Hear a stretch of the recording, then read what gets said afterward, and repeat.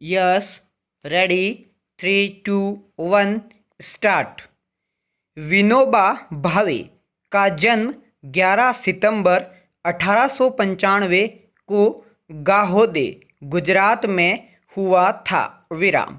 विनोबा भावे का मूल नाम विनायक नरहरि भावे था। विराम। एक कुलीन ब्राह्मण परिवार में जन्मे विनोबा ने गांधी आश्रम में शामिल होने के लिए 1916 में हाई स्कूल की पढ़ाई बीच में ही छोड़ दी। विराम। गांधी जी के उपदेशों ने भावे को भारतीय ग्रामीण जीवन के सुधार के लिए एक तपस्वी के रूप में जीवन व्यतीत करने के लिए प्रेरित किया। विराम। पैरा। विनोबा की बुद्धि अत्यंत प्रखर थी। विराम। गणित उनका सबसे प्यारा विषय बन गया। विराम। हाई स्कूल परीक्षा में गणित में सर्वोच्च अंक प्राप्त किए। विराम। बड़ौदा में ग्रेजुएशन के दौरान ही विनोबा का मन वैरागी बनने के लिए अति आतुर हो उठा। विराम। 1916 में मात्र 21 वर्ष की आयु में गृह त्याग कर दिया और साधु बनने के लिए काशी नगरी की ओर रुख किया। विराम। काशी नगरी में वैदिक पंडितों के सानिध्य में शास्त्रों के अध्ययन में जुट गए। विराम। महात्मा गांधी की चर्चा देश में चारों ओर चल रही थी कि वह दक्षिणी अफ्रीका से भारत आ गए हैं और आज़ादी का बिगुल बजाने में जुट गए हैं। विराम। अखंड स्वाध्याय और ज्ञानाभ्यास के दौरान विनोबा का मन गांधी जी से मिलने के लिए किया तो वे पहुंच गए अहमदाबाद के कोचरब आश्रम में। विराम। जब पहुंचे तो गांधी जी सब्जी काट रहे थे। विराम। इतना प्रख्यात नेता सब्जी काटते हुए मिलेगा ऐसा तो कदापि विनोबा ने सोचा न था। विराम। बिना किसी उपदेश के स्वावलंबन श्रम का पाठ पढ़ लिया। विराम। इस मुलाकात के बाद तो जीवन भर के लिए वह बापू के ही हो गए। विराम। पैरा।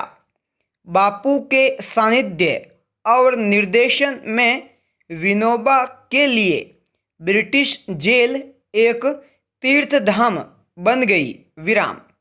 सन 1921 से लेकर 1942 तक अनेक बार जेल यात्राएं हुईं। विराम। सन 1922 में नागपुर का झंडा सत्याग्रह किया। विराम। ब्रिटिश हुकूमत ने सीआरपीसी की धारा 109 के तहत विनोबा को गिरफ्तार किया। विराम। इस धारा के तहत आवारा गुंडों को गिरफ्तार किया जाता है। विराम। नागपुर जेल में विनोबा को पत्थर तोड़ने का काम दिया गया। विराम। विनोबा का तो मानो तपोयज्ञ प्रारंभ हो गया। विराम।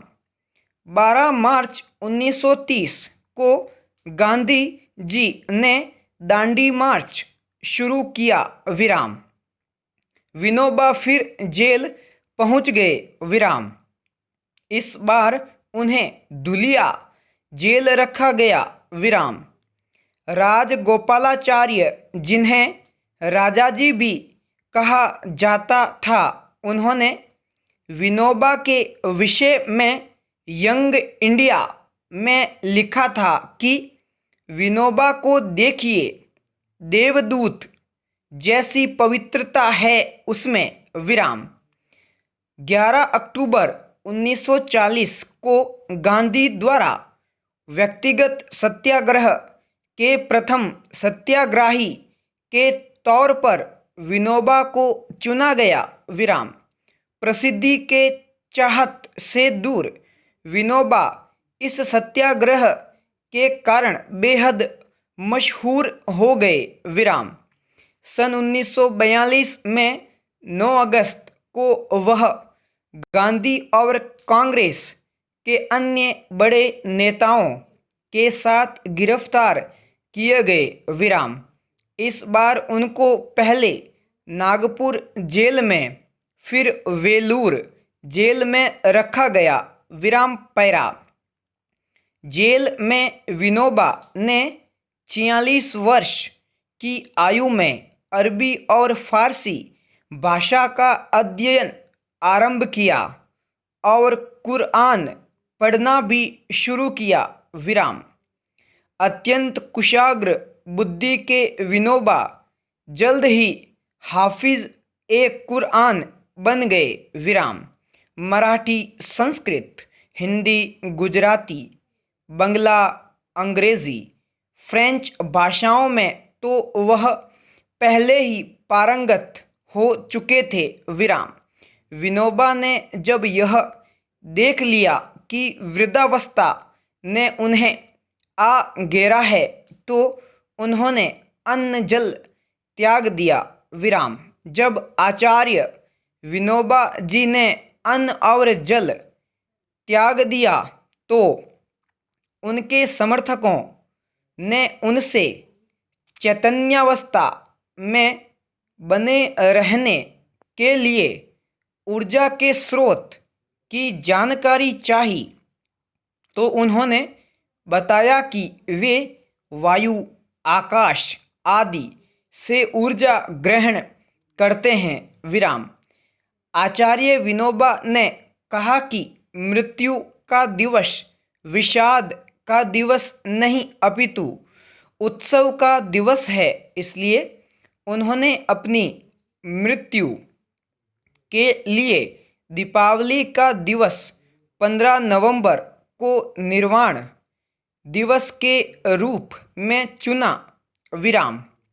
इस प्रकार अन्न जल त्यागने के कारण एक सप्ताह के अंदर ही 15 नवंबर 1982 को वर्धा, महाराष्ट्र में उन्होंने अपने प्राण त्याग दिए, विराम।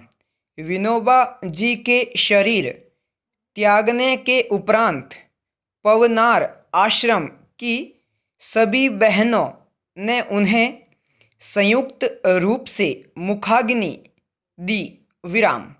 इतिहास में इस तरह की मृत्यु के उदाहरण गिने चुने ही मिलते हैं, विराम।